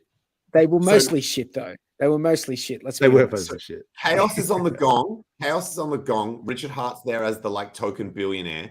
Cookies is going to shred everyone hard. Richard Hart is not going to do it. The other two are realistic. I'm fantasizing here, bro. I'm fantasizing. And then we need a real world celebrity. We need a real world celebrity, like someone who's not necessarily crypto or as recent crypto, like a Snoop Dogg, Eminem type person that's maybe Chael Sonnen. Yeah. But not like a full crypto bro. MMA. No. It's this has to be like this can't be niche celebrities that only some people know. This has to be like fucking wide. Well, like Snoop Dogg knows. will shill NFTs and shit and go on. We could pay spaces Snoop Dogg we could pay Snoop Dogg to do it. I know he's Snoop Dogg is not that would be so cool if he's just like he charges $250,000 for 1 hour. I think we can. I was just about to say. I think you can. I think we can pay get him him like 100 grand. We pay him in fucking happening before we start doing shit. 20 minutes, 100 grand. So it's going to be shown. It's going to be shown in January 24. Tim Dillon, or Ricky Gervais. We need a big name stand-up comedian. Tim Dillon would probably do it, bro. You need someone who's like under the radar, who's like starving. Someone like a starving artist who's willing to get paid in hex. And really, someone who's down horrendous and he's willing to just... who's willing to accept HOA as payment or HOA as payment. All the people get paid in HOA, yes. It's like, bro, the liquidity is not quite there, but just give it a few years. You'll be rich. I don't think it needs years, bro. So I don't think it needs years. Hey, boys and girls, I'm going to duck out. That's have cool, a happy rest of your happy hour. I'll listen to you guys on the drive home. So have a good weekend. Legend. Cheers, man. Cheers, man. Thanks, 43. Catch you, bro. Hey, give me the pitch of give me the elevator pitch of this show. Like, what's it supposed to be about, or like, what's it like? I think it's literally just they just ripped off Shark Tank and they just inserted. No. This show. No. This one that we're on. Yeah. Is it it was just chat about DeFi and just have a couple of beers with the Aussie. So just Aussie guys. So just catch up and talk shit about crypto and stuff. Yeah, and it was just cool. Specifically Australian. So I wanted to try and get more Australian people, streaming and stuff, and that way, if people want to come on, if you want to run it one day, or Bluey wants to do it, then they can, and if I'm on holiday or whatever, if other people want to take it over, it's just like chill, like whoever wants to do it, sort of thing. Awesome. Yeah, that's cool. Yeah. That's cool. I just I didn't know whether it had like a specific mission statement of like what was the purpose of it. That's great. I haven't. That sounds good. Yeah, particularly because of Friday Arvo, I think a lot of people, it's got that sort of happy vibes on a Friday Arvo where you want to just have a couple of beers and after people finish work and go out and stuff like that. So, and Cabana, smashed that, but that was like 4 a.m. our time. So it's kind of just ripping off. I was Cabana's just thinking of his show. So it's that idea, but for the Australian time zone. Yeah, exactly. Yeah. For sure, bro. Yeah. So if there was anything else, I mean, I was just talking about some random stuff before, like the liquid loans thing. I think is bullish. Okay. It'd be cool to see. I wonder if Jexa knows how far away they are. But the other thing I was going to talk about, well, two things actually. One thing was semi-serious, which is like with the whole SEC FUD thing. You know how RH has been putting out a whole bunch of like legal precedent tweets where he's saying this case versus this case, and then the judge has like set a precedent by calling, you know, ETH the commodity or whatever.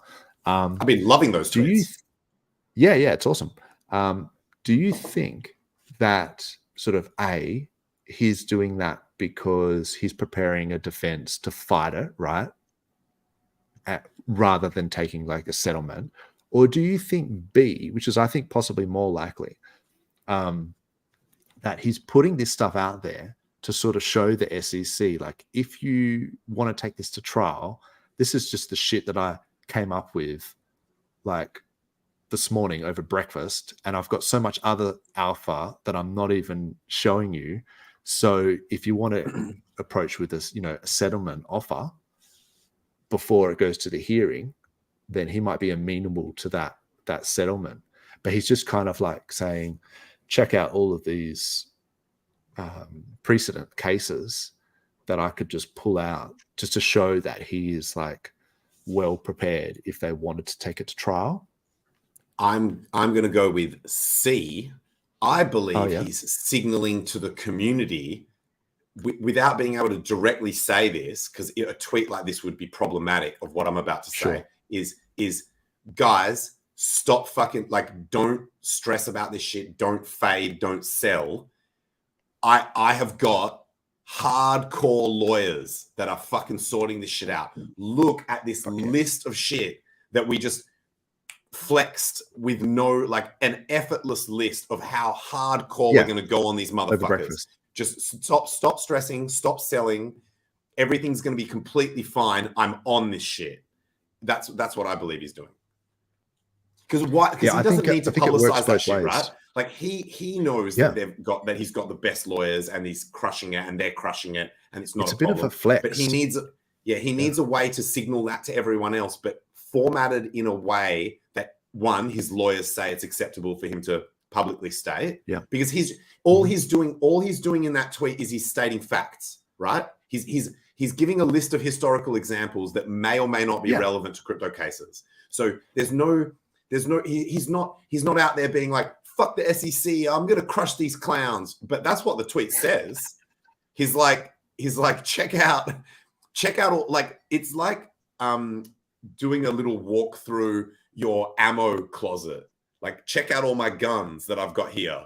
You don't need to say, don't fucking come around and try and rob my house when you've got YouTube videos of like how many guns and all this ammo that you. So it's like an indirect way of saying, don't fuck with me when you're showing the ammo case. Yeah. He's like, look at the ammunition that I've got. Look at the shit. This is my lawyers came up with this just off the dome. Imagine the shit show when we take this into a courtroom.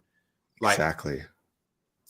So I agree. And it could go both ways. Yeah, I think, and having that option as well. I think it's more of the general fight, because he specifically addressed the Coinbase and XRP people, lawyers, and saying, hey, how about all of these things you haven't brought up? There's tons of more arguments as well. So I think he's just he could get that message to them without doing it publicly, right? There's a reason he did this publicly. Exactly. Why would you show your hand? Take the context where he did not need to put this public. He did not need to publicize this information. Why public? And that's why I'm but if he wants them to see it, what's his best option to get them to see it? Is to do it in that way. Yeah, like, exactly. Who? Coinbase or the SEC? Well, no, Richard. Well, no, he addressed his lawyers could just tell the SEC. But his lawyers could have just discussions with the SEC in negotiation discussions. They'd be like, hey, look at all of this list. So he doesn't need to do that. Well, they will have a discovery. Yeah, they will. Although, when they go, the lawyers get to communicate, right? In a case like this, obviously, that's how it works. Like, as in, his lawyers would be in contact with their lawyers in terms of the negotiation of that shit. And so he doesn't need to put that public and hope that they just happen to check his Twitter. No. I think there's a reason why he did this publicly. No, the reason I think, I think what has happened is that he's been sued by the SEC. So his reaction as a person is to go, rightio, I'm going to like research the hell out of this, and I'm going to like be right on top of my game. And when he was finding out all of these precedents and arguments, and he was looking at the XRP and Coinbase cases, and he was saying, you guys are like a part of my team because like we're all against this ridiculous persecution of crypto. Common enemy. And so he's gone, hey, XRP and Coinbase guys, have you also thought about these arguments and precedents as well that we could go on? And it's basically just like gearing up for the fight. So I'm still maintain that he could have got that information to them without doing it public. So, no, he could no. I disagree. His best avenue is to do it publicly, because if he has lots of views on it, they are more likely to actually take notice of it than if some dude just fucking emails them. And the point of it's like everyone has seen it now, so everyone has seen that. He doesn't have to show his cards. It's like if they come to him with a settlement because that's what they want to do, then he will just be able to consider that at the time. Like if he thinks it's a fair settlement, or if he thinks no, it's a ridiculous settlement, then he's not going to do it. Obviously, he's just gearing up. He's just like getting all of these cards in order. Yeah, I mean, I guess like, I guess that they might take it more as in there's potential for them to face criticism if they don't then adopt those things, because everyone now knows that is good weaponry, and people will be like, yo, this shit was public knowledge that got jammed in your face. Why did you not use it? Maybe. So rather than them thinking that they know better. If the XRP and the Coinbase people start using some of his arguments that he's presented, then that will set more precedent. And so it will aid his case as well down the track. Yeah, like so that basically he gets to use them as guinea pigs on some of the defense strategies that they are cooking up. We're all on the same team. He's saying we're all on the same team. The SEC are doing these frivolous and capricious and ridiculous suits against crypto, and he's going, there's all of these precedents for free speech and coders free speech and all of that kind of stuff. And he's saying you can also start using these arguments because these are solid arguments which have precedent. And if that's the case, when it comes to his case, well, there's no way in the world they can call it a security if everyone else has already been winning and not calling it security. And there's other precedents where it's a commodity and all of that stuff. So that'll go. I mean, I love the overall thing that you're saying. I love the concept, like as in not specifically to do with why public versus not public. I still think that could have been done privately, but I think this is a great point that the more of these things that get raised by other people, he can see how it plays in court. Potentially, if it helps them to win, then it strengthens his shit. Like, so it's more precedents as well. Sharing notes is a good idea. He's also pivoting on his. I mean, obviously, he's pivoted on his public persona. He was doing the outrage marketing, and now he's going, I'm pivoting now. I'm going to be humble. People believe that was under the advice of lawyers for him to stop. I disagree. I disagree. I think that this is like something he planned. He did it at 300,000 tweets. Sorry, 300,000 followers on Twitter, though. Did you notice that? I didn't. Like when he turned into Humble Richard was so maybe he had 300,000 followers. For how many? Yeah, I reckon he literally He turned into outrageous. Yeah. And when he gets to 350, he stepped into it. He played that character, that role. The movie's done. He pivoted.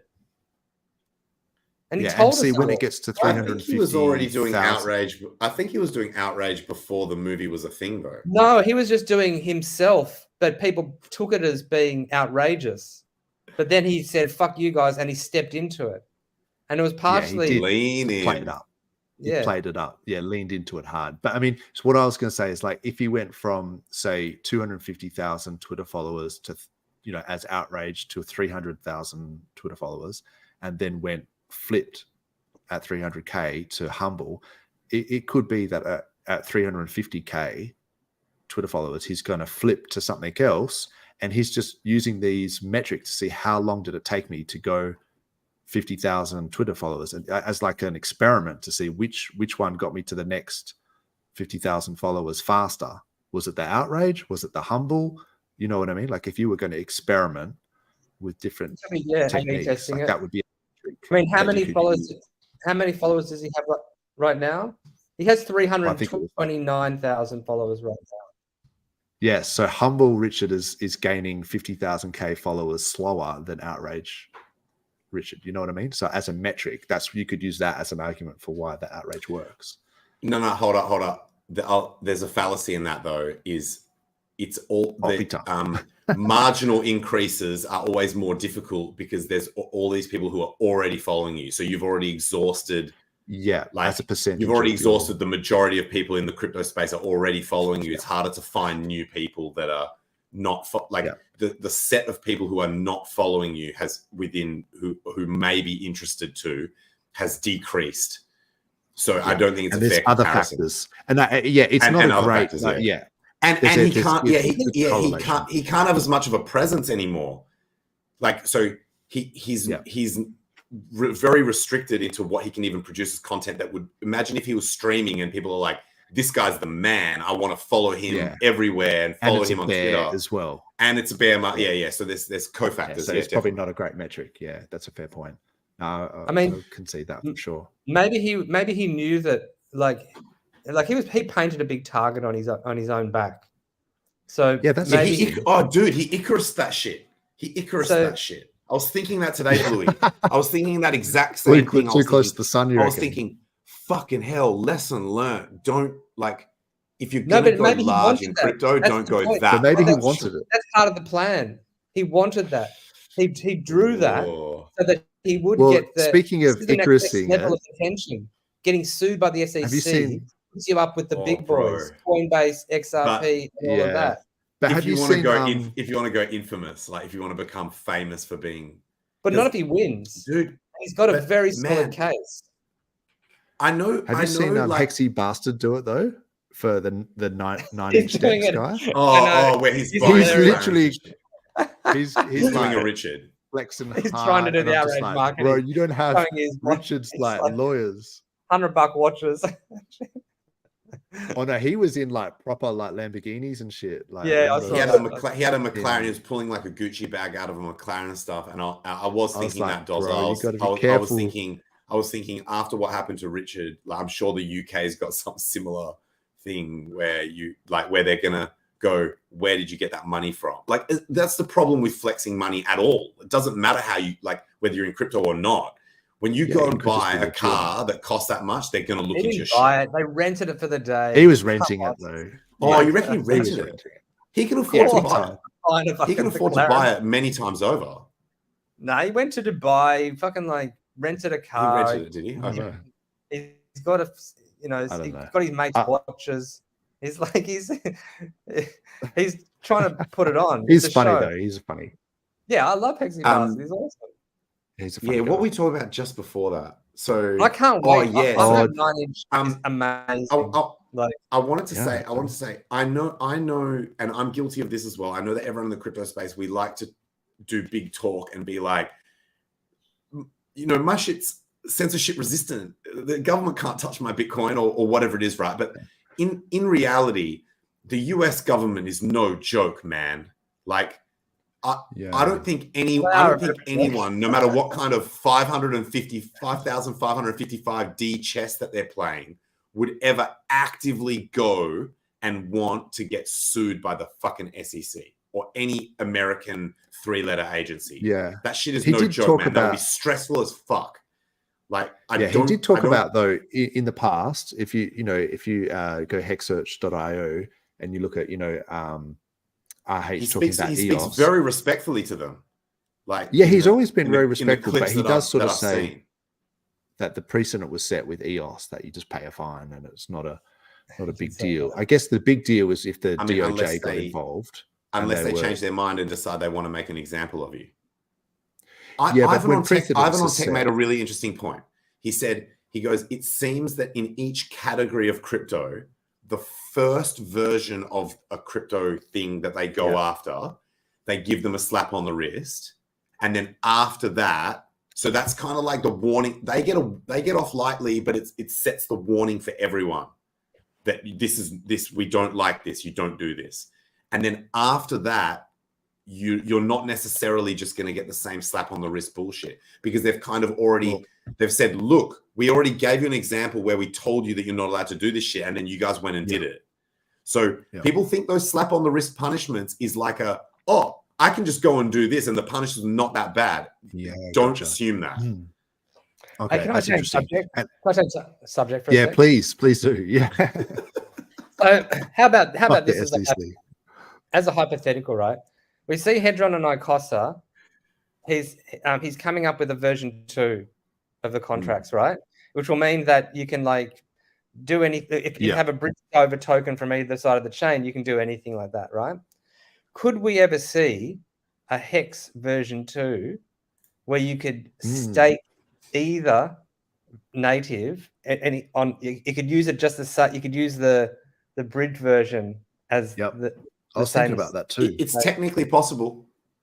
It's technically possible. And then it would arb the price together. All Richard or the team or whatever would have to do is just deploy a new version of the Hex contract where the input token is the bridged asset on both chains. Yeah. So that you've got also change it, maybe. However, so that the way it calculated the share price wouldn't be so gas intensive, so it would be cheaper on both sides to the only problem is all 4 of them would diverge in that all 4 of them would have a T-share rate and a you can't pin the T-share rates across these contracts. It's not possible. So all 4 of these Hex contracts, that's okay. That would be okay. You effectively end up with 4 Hex though. Why 4? Why not just 2? Because bridged in it kind of be a bit fucked because so I'll give you an example. Say you've got one of these bridged hexes, 2 names, and so now there's this contract that you can stake into. However, there's also the option to bridge back and stake it in its original form on the native chain. So now you've got 2 different spots that you can stake the same asset with different T-share rates, different parameters, different holders. It's kind of a bit fucked. Like, and maybe that people would arb that difference out. So maybe there would be an arb there, but the arb would be confusing as fuck because it's not just like which one's, it's what, not which one. It's the arb is different whether you want to stake, whether you don't want to stake, how long you're staking for. It's a bit of, I think it would just be too much of a clusterfuck. And there's another thing as well. So because 43 and I were talking last week about this, the EIP 4844 that they're on Ethereum that they're going to implement, the Cancun upgrade. And they're talking about this proto dank sharding, or dank sharding as I like to call it. And they was just saying that, you know, that it was going to be more like gas efficient.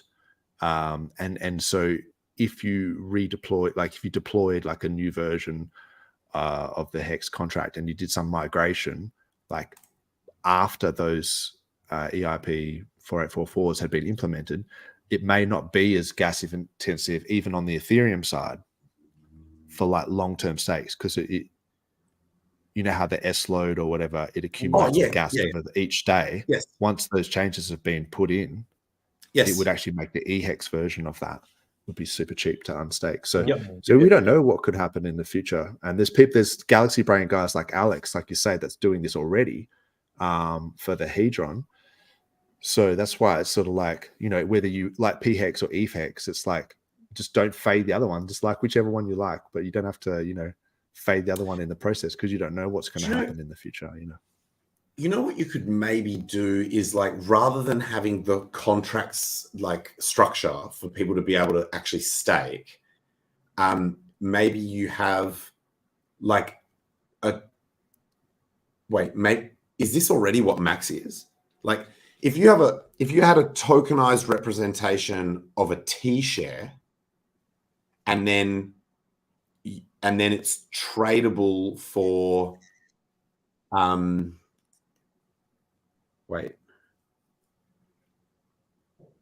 Yeah, it's kind of what Max is. Yeah, you'd have I to think think. maybe that's kind of too close to what these perpetuals are. Yeah, it depends on how you think of it. Yeah, that's interesting. And so I guess what you could actually do then is just use the bridged hex to buy the perp on that chain. Is that similar enough?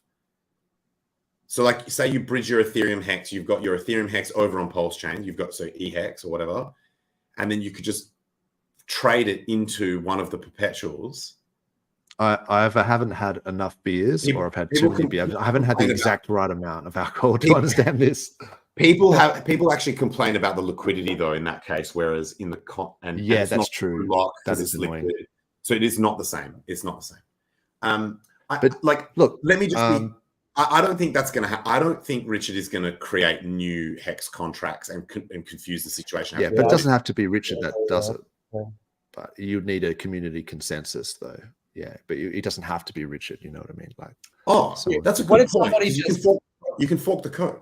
It's not even, you don't even need to fork the code. You make a new contract, but the way you get the hex of this new contract is by giving your old hex to that contract. Yeah, that's what I mean. That's what I mean by forking the code. Like, as in, you just redeploy the same contract, but just change what the input asset is. Yeah. Well, you make a version 2, so you make a completely different contract, which is more gas efficient and which is a better hex. And you could remove all the big payday stuff. You remove all the big payday shit out of the contract. You don't need any of that crap in there. You don't need any of that shit. You can make another big payday. How is this not being done? You know what I don't. Well, the OA has fork out the OA. Yeah. Well, yeah. No. But then you actually that's crucial towards what other people already tried to do. Right? Exactly. That's what I'm saying. Is you need the OA because wait. Here's the difference. That'd be bullish if the OA started buying the new contracts coins. That'd be incredibly bullish for that contract. Yeah, that would be awesome. Wait. Because the difference is when those people tried to do it, they actually tried to make their own token. Whereas this, true, asset is still hex. So it's all the hex holders. That distribution is still, so you're not creating a new contract that you then are like the god of. You are you're only allowing real hex or bridged hex to be the input currency. But you could also just fork out the OA and just fucking. You can't fork out the OA because then you'd have to alter the actual blockchain. You can't fork out the OA.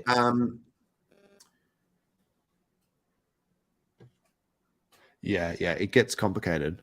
I can't see I can only see the DeFi DOS chat. I can't see the DeFi Dynamic chat. So apologies, chat. Yeah, you're right, Bluey. Yeah, you're right, Bluey. It'd be difficult because even if you blacklist that address, he can just move it to a new address and then put it in. Yeah, exactly.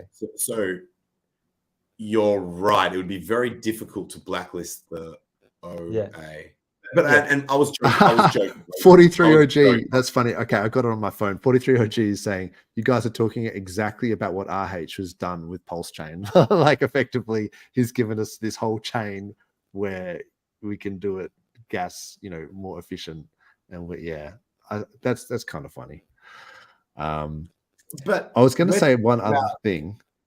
But we're also talking. Yeah, I know what we were saying, like the migration on the Ethereum side. Yeah. But also, like being able to use the hex on, like it's just hex. You don't have to know what bloody chain it's on or whatever. Can I highlight that? I think what 43 is suggesting, it's assuming that we're then going to say, hey, the purpose of this is for people to bridge over and stake over here. That's not what we're saying. Like we're not saying to present the narrative. Oh, this is so that everything can be done on. It's for people who happen to already have their assets over on. So because we'd have the contract on the other side as well, right? So that people who have bridged their Pulse hex over to Ethereum have a spot to do it in without having to bridge back and forward and shit like that. Yeah. So it's not to try and to convince people to come one direction or the other. It's just so that everyone's got full options. I don't think it's going to happen, but it's an interesting thought experiment. I had another thought experiment, which is completely unrelated, but I'd ask you guys about it. Is you know how RH talks about if you've got a business that's paying their employees, and if they're paying all their employees on chain, then every other employee can see what every other employee is getting paid, and you can see what's in that.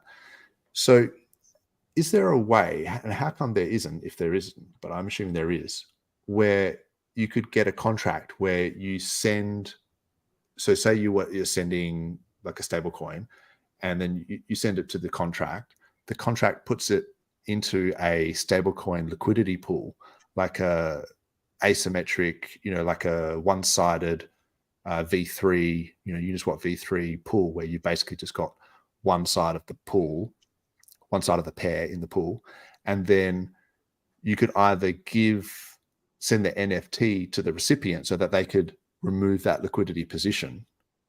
So that way that it's not the same coins that are going in, because they're going into a pool, and then the receiver is actually just removing the liquidity position. But you'd see the NFT being... So the NFT would be obviously traceable to the person who's sending it, but not if the contract is the one that's creating the liquidity position. So if you send it from wallet A to a contract, and the contract is the one that creates the liquidity position. The NFT comes from the contract. So the NFT comes from the where the pool is to the employee. Yeah. Rather so you just send all the money to the thing, and then the NFTs so you send money to basically a contract. The contract puts it in a pool, and then the contract gets the LP tokens in the form of an NFT or whatever. It gives it to the receiver, and then the receiver just removes the liquidity position.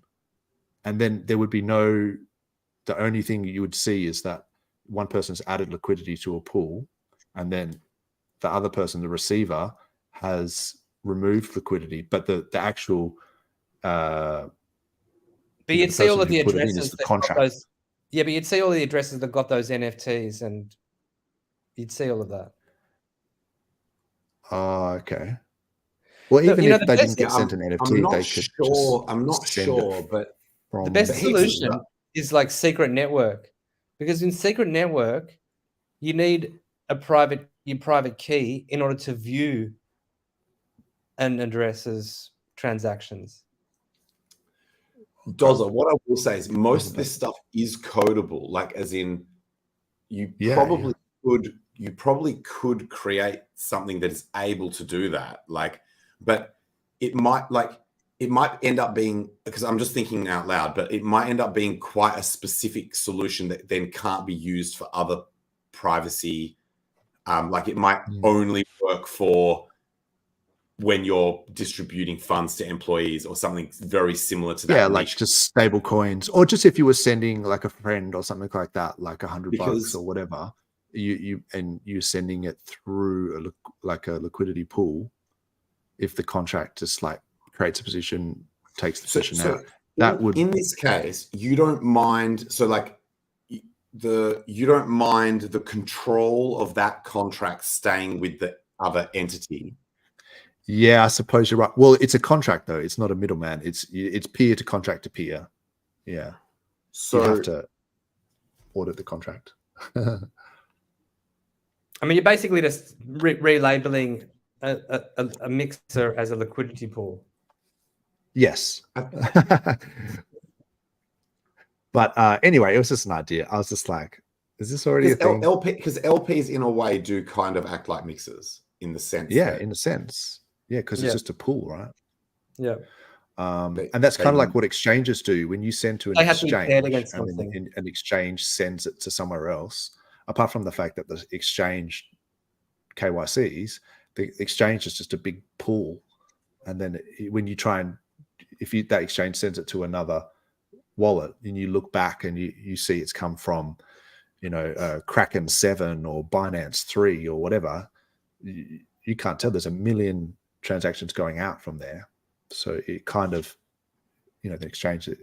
I think I would need to think about this more, but one thing's for sure is that if it was that use case that you're talking about, you would need the ability to change what the addresses are. Like you couldn't just have like fixed whitelist addresses. you would need to be able to control that remotely in terms of where the shit can go to, in case you fire one employee and hire someone else. So it would need to be. Anyway, I was just thinking about it. I've got another question for you before I jet, because I got to disappear. Yeah. I need to go and do shit as well, actually. What is going on with Atropa and the PDI and everyone just frothing over it? It's like, surely it seems like silly, because it's not backed by anything. Like PDI, even if it got to $1, like people would just sell it and it would immediately lose its peg. So, but this Atropa contract seems to be doing all sorts of shit. It's not going to get anywhere near $1. It's not going to. People are dumping it at 1 cent. Like, it's not going to get anywhere near $1. And the other thing is that all of the other stable coins, like USDC, have to come up with it, because they can also be redeemed in the same way through the DAI contract. I said on a Twitter space recently that I started off being like vocally opposed to it, and now I'm just like sitting back and observing what's happening. Let them cook. I'm opposed. Let the man cook. Let the man cook. The thing is, I was like, well, I mean, if they can pump this thing, if they can keep because it's pumped today, it's like it's almost at a new all-time high, right? People are going to people are going to have hopium and they're going to get wrecked, and it's just going to be. I don't think people should buy it. I wouldn't recommend anyone. But if you already happen to have a bunch, people are on full hopium. They're just like mainlining hopium on this one. Mainlining, They've just got the gas mask. They're just like, It's the oldest trick in the book, isn't it? Like, if I've got a billion, IV, fucking got it at enema. They got it on full. Yeah. They've mainlined the hopium. They've got fucking hopium suppositories. They're put it between nails or some shit. And by the way, my bag is tiny in dollar terms, but like enough to become a multi-billionaire if it fucking goes like whatever. No, like you will get on that Killer Whale show. I promise. I promise my commentary is not bag bias. I promise my commentary is not bag bias. I was just thinking, like today or yesterday, I was thinking, it's less than 1,000x from here to get to $1 for this thing, right? And there are heaps of cryptos that have done 1,000x's that didn't deserve to, and it was literally just the upward momentum that took them there, right? Like, look at what Hex did. It did it it did a 10,000x and shit. And some would say that at that point it was overvalued for its time or whatever. But Hex is probably a bad example. I don't want to get death threats. The point is that coins can do those kinds of numbers, and typically it's based on narrative. And this one's got this narrative of it could get its peg back and go to $1, right? That's its narrative, right? Is that a better or worse narrative? But then they've got all this mystery and curiosity surrounding it, because they've got all of this like massive amounts of they've got like huge LPs and all of this interconnected web of like all of these ways that shit works. And then they've got these bots that are like making money and then putting that money back into trying to buy the price up. And like, so it's the Atropa thing, that's what makes it interesting. If it was just PDI going, we're going to go to $1, and it's like, you'd be like, that's silly. If it was just a bunch of bag holders saying we can repeg, I would say, get the fuck out of here. Tell me the methodology. But there's more. Tell me the methodology by which another token called the Atropa, because somehow manages to get the. They keep buying it. They keep buying it. They keep buying it or some shit. They keep buying it. They just keep buying it, and they're like, they've got bots. I think they've got bots. It doesn't make any sense.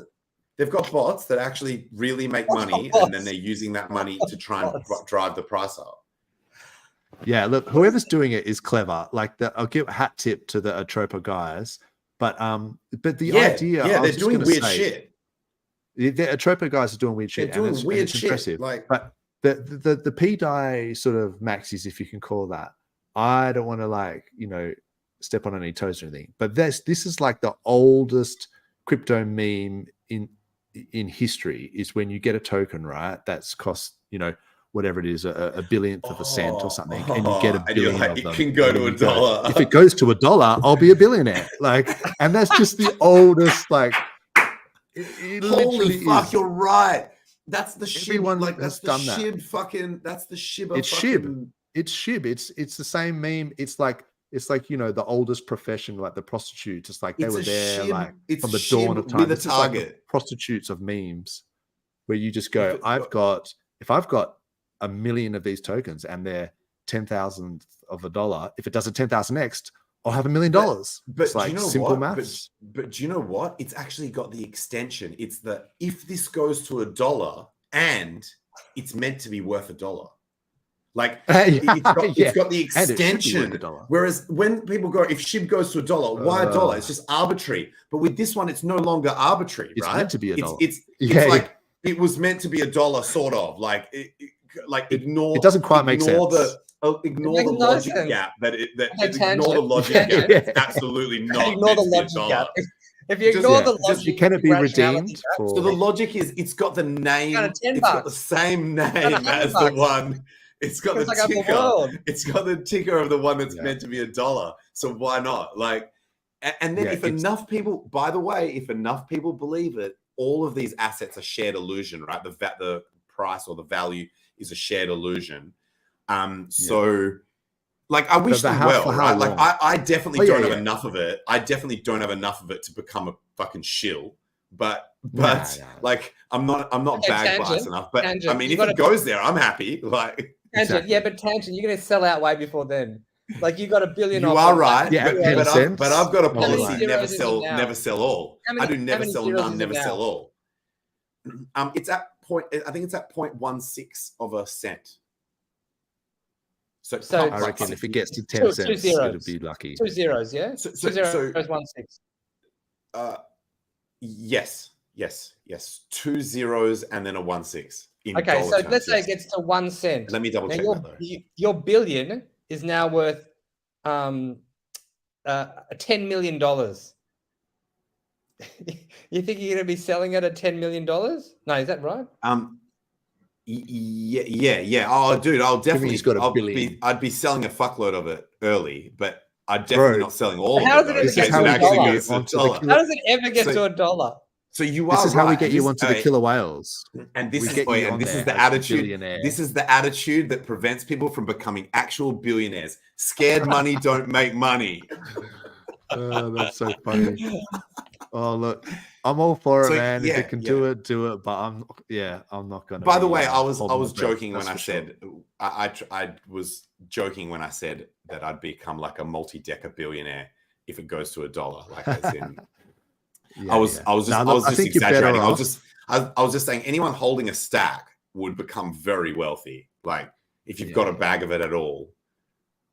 But yeah, you know what I mean. Anyway, look, if it brings adoption and it gets people in on the hopium, the main I just can't believe so many I can't believe so many Hexicans are falling for this hopium.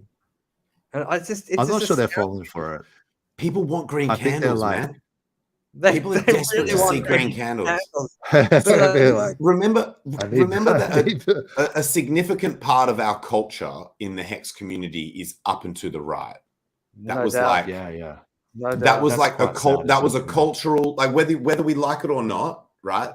That was a cultural part of our history where people were like up and to the right, up and to the right. That was like part of our history, right? So yeah. Which I always thought was dumb. Because, like, I'm pretty sure I've even got photos of me doing that. Like and then now it's like this, bro.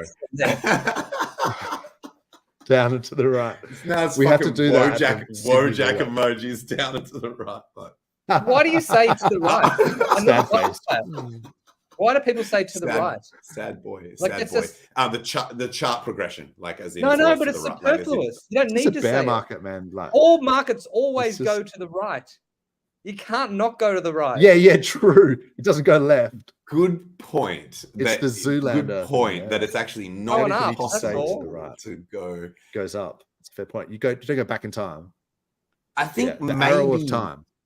maybe Richard was the one who started saying this thing goes Yeah, up it was into a the right. catchphrase. I think it was a Richard terminology thing that made it, that added that bit in. But you're absolutely right.